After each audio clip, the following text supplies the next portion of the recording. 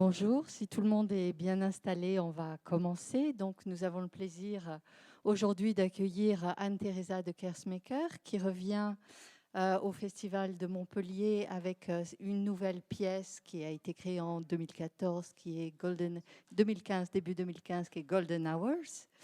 Alors, depuis Rosas Dance Rosas en 1983, on pourrait dire que vous avez eu un compagnonnage très particulier avec la musique, que ce soit celle de Thierry de May, celle de Bach, de Ligeti, de Bartók, de Schoenberg ou de Reich, ou encore plus récemment celle de Gérard Griset. Aujourd'hui, la pièce que vous venez présenter, elle est à la fois, son titre est extrait d'une chanson de Brian Eno, Golden Hours, qui est elle-même extraite d'un disque qui est Another Green World, composé en 1975, et aussi d'une pièce, puisque le sous-titre est As You Like It, donc qui se réfère à la pièce de Shakespeare, la comédie, Comme il vous plaira. Alors, est-ce que vous pouvez nous dire comment ces deux sources d'inspiration sont venues nourrir cette création? Oui, effectivement, comme vous l'avez expliqué vous-même, depuis le tout début de mon trajet en tant que chorégraphe, la musique a été mon premier partenaire. Et dans ces presque 30 ans de création, j'ai travaillé avec des musiques de différentes époques historiques. Les dernières années, je suis devenue plus articulée dans mes choix, ou je suis devenue plus difficile, on peut dire. Il y a en fait, on pourrait dire 4 ou 5 périodes qui sont des périodes de la musique qui m'intéressent plus que les autres. C'est-à-dire la musique ancienne, donc la musique qui se situe entre le 12e, 13e siècle jusqu'à la Renaissance, sur lequel était basée la musique de En attendant et Cesena, donc l'art subtilior, mais aussi toute la musique des franco-flamandes, les polyphonies. Puis on fait un saut à la musique de Johann Sebastian Bach, qui prend pour moi une place très spécifique dans mon trajet, et une musique à laquelle je veux revenir. J'ai toujours évité la musique romantique. Je n'ai jamais fait du Brahms, Schumann, Schubert, sauf la nuit transfigurée de Schoenberg. Puis il y a la musique du XXe siècle. XXe siècle où il y a des compositeurs vivants, des compositeurs morts. Béla Bartók a pris une place importante là-dedans. Aujourd'hui, il y a certainement Steve Reich, comme vous l'avez dit, Gérard Griset, compositeur français, spectraliste, malheureusement compositeur mort aussi. Et puis donc, après la musique ancienne, après Bach, après la musique du XXe siècle, il y a la pop music. L'histoire de la musique pop qui pour moi est... avec lequel j'ai travaillé dans, par exemple, le solo que j'ai fait sur la musique de Joan Baez, dans l'autre spectacle qui s'appelait The Song, où il y avait le White Album des Beatles, qui était la trame sous-jacente. Pourquoi la musique pop? Pourquoi la musique pop est pour moi la musique qui est notre rapport le plus direct dans le quotidien. Si je vous demande de siffler un air de Mozart, ça irait encore, non? Mozart, ça pourrait aller. Oui. Mais je siffle Beethoven, très mal. chanter. Beethoven, Oui, la 9e symphonie. ta ta ta ta. Mm. Oui, voilà. Mais de là, quand on vient à la musique, par exemple du XXe siècle, si je vous demande de siffler du Gérard Griset, J'aurais du mal. j'aurais du mal. Debussy? Debussy aussi. Peut-être L'Enfant et les sortilèges. Ah bon? C'est vrai? Ah, c'est Ravel, pardon. Oui. Ah, c'est Ravel. Ouais. Ouais. Stravinsky, c'est hyper compliqué. Par Mm. contre, si je vous demande de siffler du Beatles ou Oui, de chanter, voilà, ça irait. ça irait. Stromae, éventuellement, euh, peut-être du Jacques Brel ou du Oui, Barbara ou ça sans problème. sans problème. Enfin, je connais pas qu'est-ce qu'on considère les grands noms du Gainsbourg, de la musique, de la chanson française. Oui. Donc, tout cela pour dire que la musique pop est quand même notre rapport le plus direct. En plus de ça, c'est une musique, c'est comme mon ami Jérôme Boll le disait, c'est une musique qui réunit plusieurs choses. D'une part, elle réunit, c'est la musique, mais elle réunit aussi la danse. Souvent, c'est une musique qui, à cause de la pulsation, Invite à la danse. invite à la danse, à cause qui n'a pas encore une harmonie éclatée. Il y a des mélodies reconnaissables. En plus de ça, il y a quelque part, à cause de, quand on parle de la musique pop vocale, il y a souvent une histoire. On raconte, donc quelque part, il y a un certain sens d'une narration qui invite au théâtre. Il y a même la littérature. On pourrait dire que toute la musique hip-hop et tout ça, c'est la nouvelle poésie d'aujourd'hui. Donc, pour ça, j'ai toujours eu un rapport dès le départ avec la musique pop qui, aussi bien dans ma vie quotidienne, mais qu'aussi dans le travail, a été très important. Souvent, quand je travaille avec des musiques entre guillemets savantes, souvent je travaille même avec des musiques pop pour chercher du vocabulaire, puis après, dans la phase finale, elles disparaissent. Brian Eno prend une place là-dedans à part.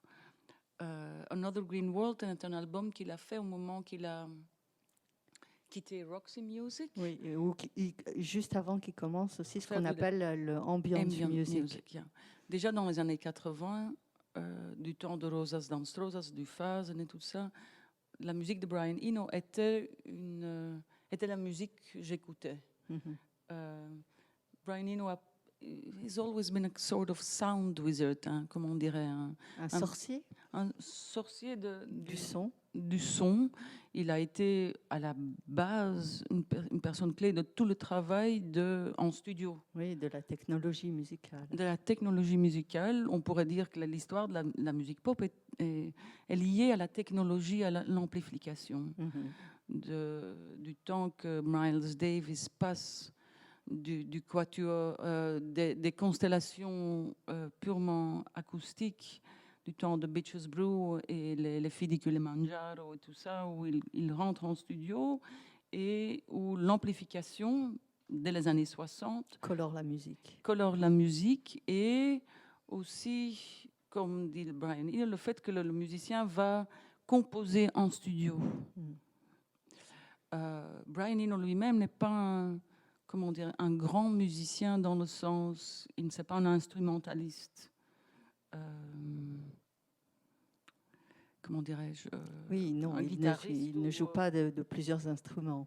Yes. Mais il joue avec l'ordinateur. Il joue avec l'ordinateur et il y a toujours ce mélange, c'est de la technologie low-fi, not high-fi, but c'est un espèce d'artisan, bricoleur, avec quelqu'un qui vient des arts plastiques. À la base, c'était pas un musicien. Il a fait des études en visual arts. Et d'ailleurs, il le fait aujourd'hui encore. Certain sense, un sens dans lyrics, dans la poésie, qui est une certaine mélancolie, on pourrait dire peut-être typiquement britannique et presque dadaïste.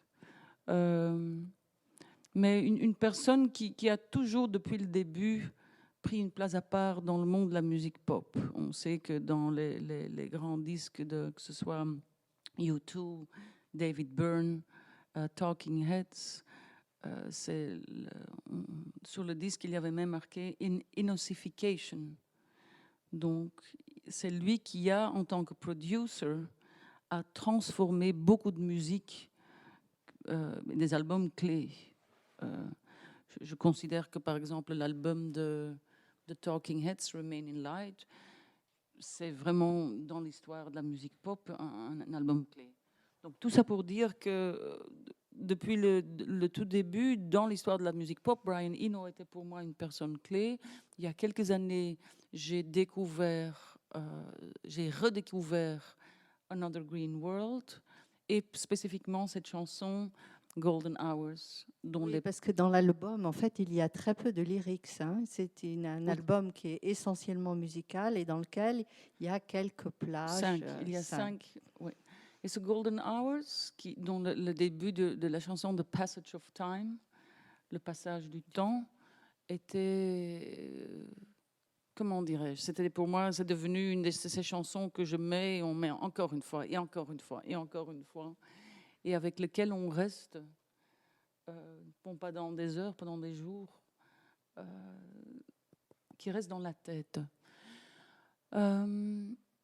Donc, quand j'ai fait The Song, ou le White Album, l'album blanc des Beatles, était la trame sous-jacente, j'ai longtemps hésité entre Another Green World et spécifiquement Golden Hours et le White Album. J'ai décidé à ce moment-là de mettre cette chanson de Brian Eno dans le frigo et de le garder pour plus tard. Après, Vortex Temporum, The Spiral of Times de Gérard Griset, qui est en fait une pièce qui traite spécifiquement du temps. J'ai décidé que je voulais revenir à Golden Hours, The Passage of Time.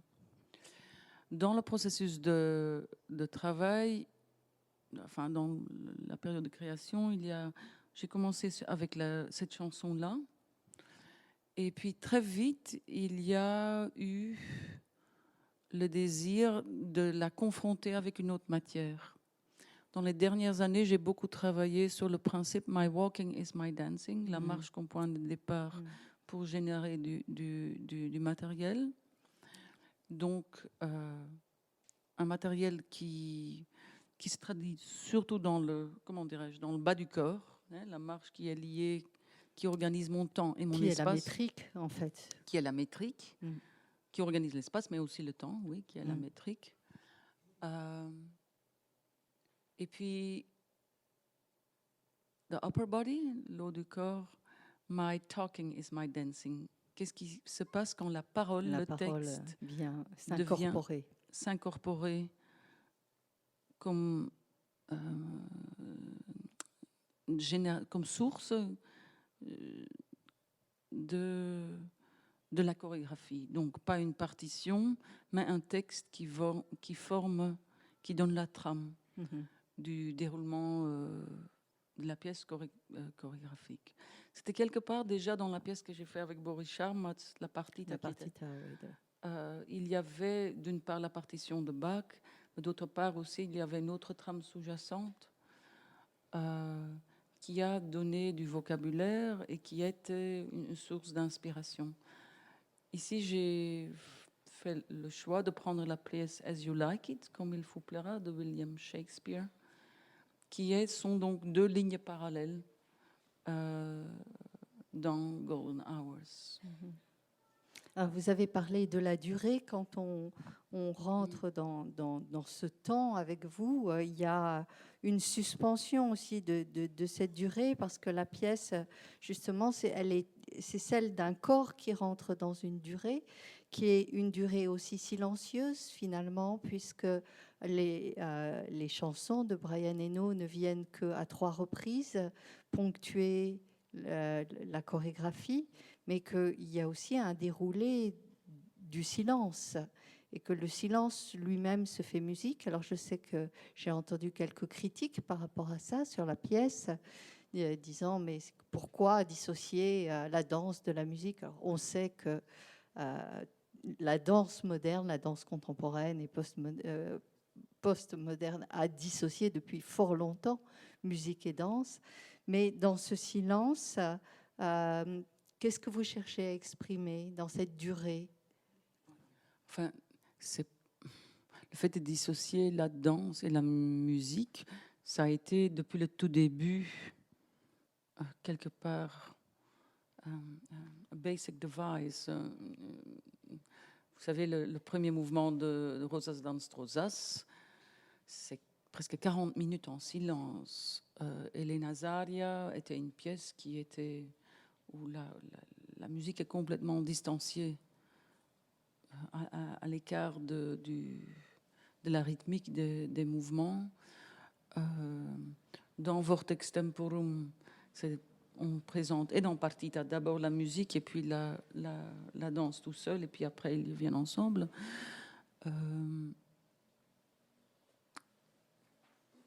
L'idée, enfin, il n'y a pas de dissociation entre la musique et la danse parce que les trames sont parallèles. Ils se croisent à certains moments, mais c'est le texte qui est sous-jacent dans la tête des danseurs et dans l'intention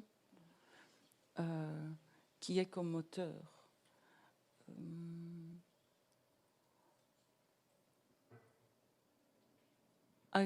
J'ai été très fort influencée, ou une pensée orientale qui m'a très fort influencée dans les dernières années. C'est l'idée que d'abord il y a l'intention, après l'intention il y a l'énergie, et puis il y a la forme.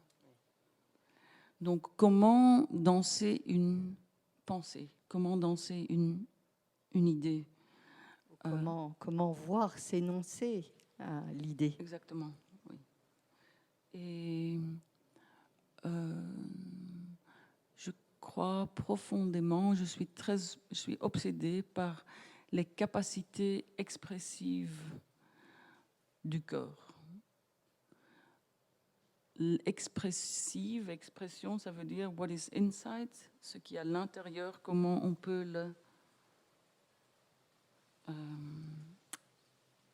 le transmettre. To bring it out, oui.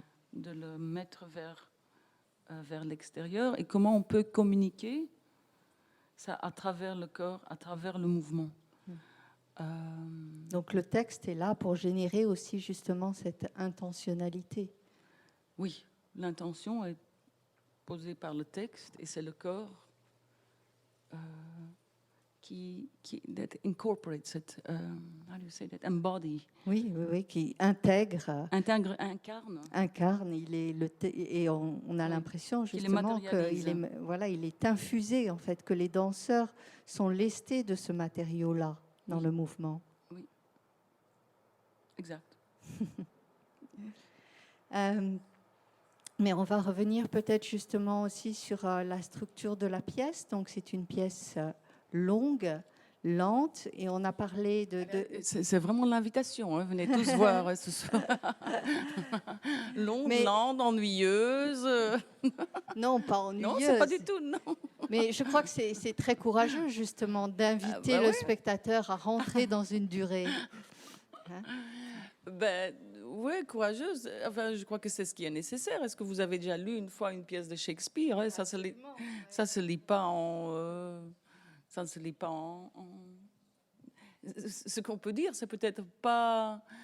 C'est un peu en déphasage avec un span of attention, avec une... comment on dit, une span of attention? Le genre de durée à laquelle on est habitué ces jours-ci, qui sont les durées comme à la télévision, everything has to go quick and snappy. Hein, non, oui, il y a une certaine notion d'horizontalité et quelque chose qui se développe et se dégage comme dans... oui, donc, effectivement, une certaine horizontalité, une notion de durée qui est peut-être dans lequel ça prend du temps de prendre le temps. Au début du spectacle, peut-être. It takes time to take time for time. De prendre du temps pour le temps. Peut-être ça, oui. Et pour revenir sur la marche que vous utilisez, donc vous avez expliqué comme une métrique, mais aussi comme une façon d'engager le corps dans le mouvement. Est-ce que c'est aussi une réflexion que vous faites sur la respiration, c'est-à-dire de la marche aussi comme un rythme respiratoire, le respire de la marche. Est-ce que cette suspension avant, en fait, l'amorce même du mouvement est importante dans le travail? Attends, quelle est la question exactement? Alors la question, c'est vraiment, on a parlé de la marche comme d'un vocabulaire, comme une grammaire, je dirais une grammaire qui organise la chorégraphie. On a parlé aussi de la métrique, hein, de quelque chose qui organise et l'espace et le temps. Mais je voudrais savoir s'il y a aussi une notion de travail dans l'amorce d'un pas, hein, sur le pré-geste, le pré-mouvement.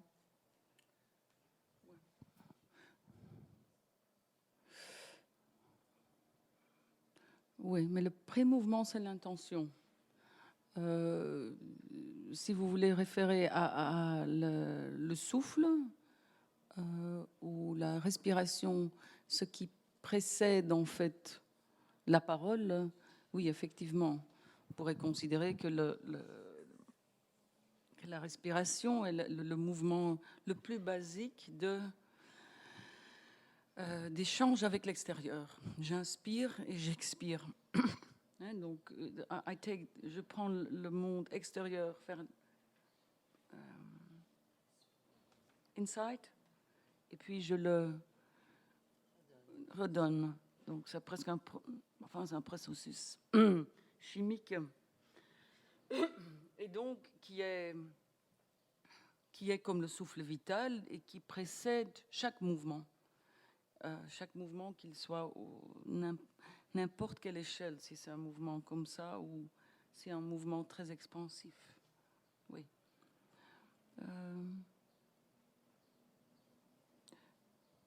Oui, c'est tout ce que je peux dire là-dessus.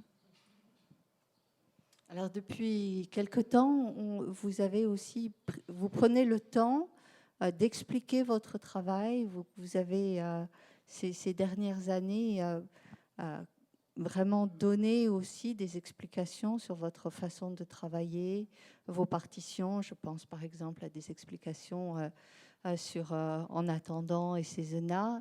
Est-ce que c'est quelque chose qui vous paraît important maintenant dans votre carrière d'être dans la transmission, une transmission que vous faites déjà au travers évidemment de l'école de Parts, mais aussi par rapport au travail, c'est-à-dire d'expliciter les processus à l'œuvre dans le travail? Je fais pas mal à expliquer tout. Hein. C'est pas vraiment que je garde le secret par rapport à expliquer une cuisine intérieure. Oui, donc sur la transmission, il y a effectivement Parts, qui est un projet pédagogique de longue date, qui est un lieu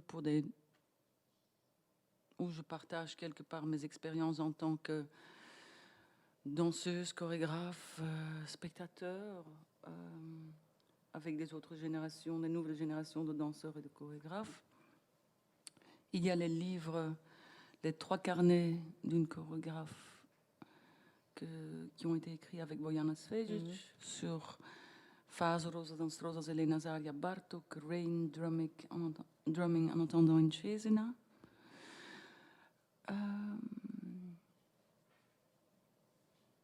Oui, et puis il y a...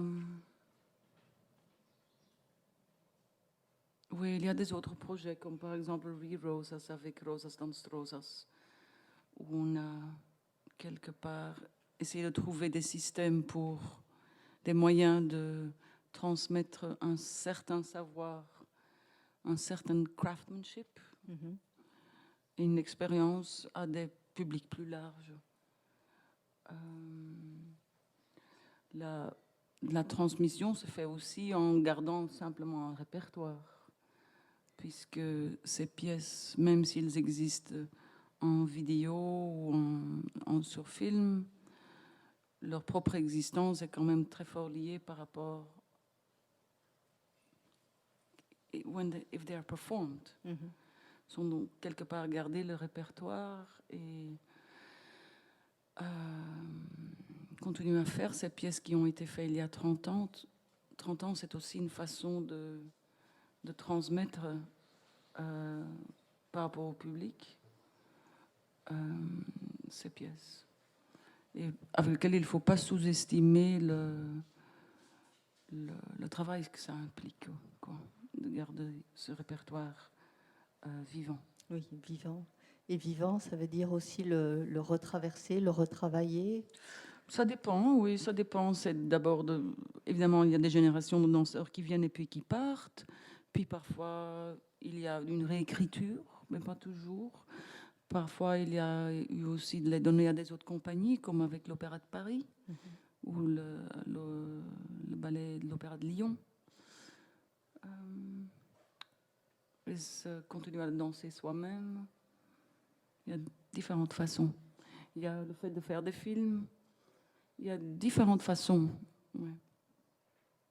Je vous remercie. On va peut-être prendre aussi quelques questions dans la salle.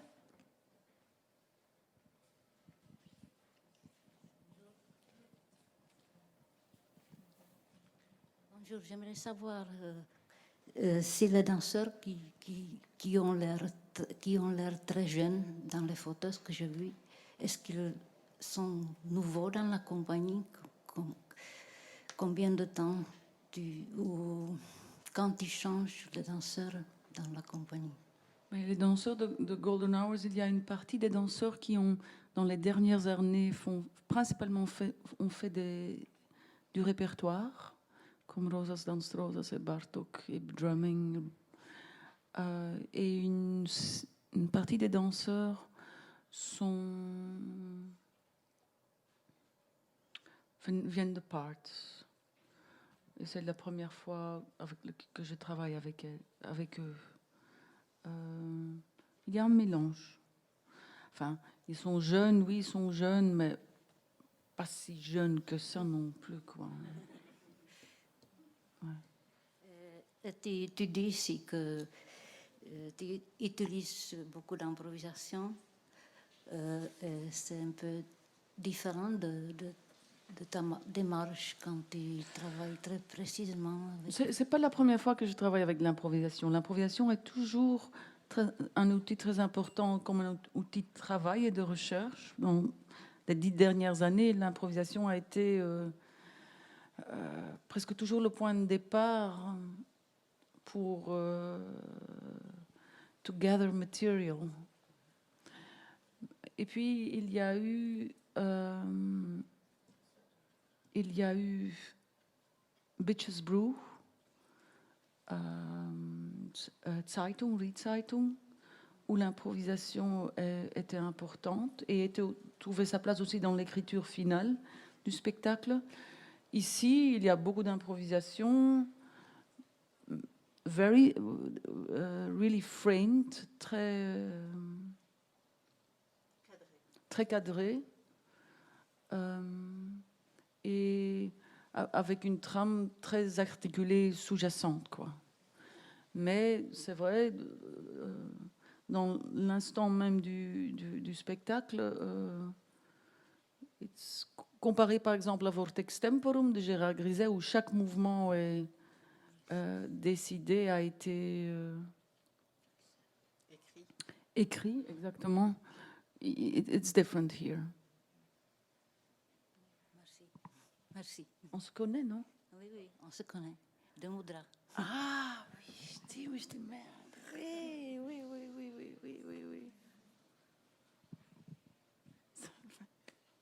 Est-ce qu'il y a d'autres questions pour Anne-Theresa?